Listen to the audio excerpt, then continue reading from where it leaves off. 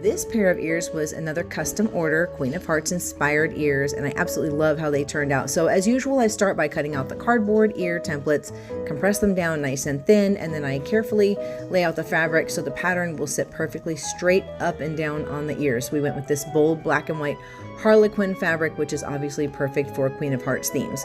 When you're working with graphic fabrics and you're an ear creator, you cannot place that graphic fabric sideways on the ear. If it's meant to go upright, it needs to be upright. So tiny details like that really do matter in the quality and of the finished look. So once the pattern placement was perfect, I secure everything with hot glue. I used Gorilla brand, and then I line the inside of each ear with felt before stuffing them with the polyfill.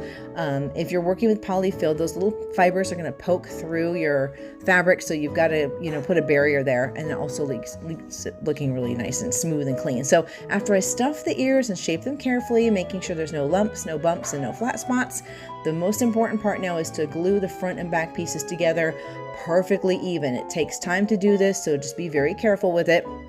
And then you have to make sure that the seam spacing is perfectly even all the way around as well, because when you're adding that beaded trim, or any trim for that matter, if you have uneven spots, high spots, low spots, it's going to make the ears look completely distorted. So work hard and make sure that that seam is as perfectly even as you can get it all the way around.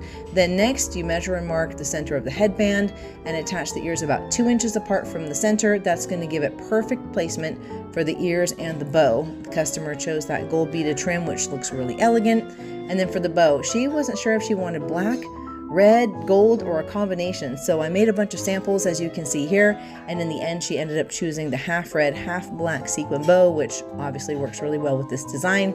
And then she wanted that Harlequin fabric as the bow center wrap.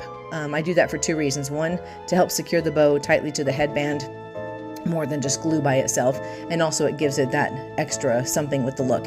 And then it's time for embellishments. So I had little red hearts, various sizes, roses, and pearl accents. I just used a little bit of that B7000 fabric glue to adhere those to the front and back of the ear fabric.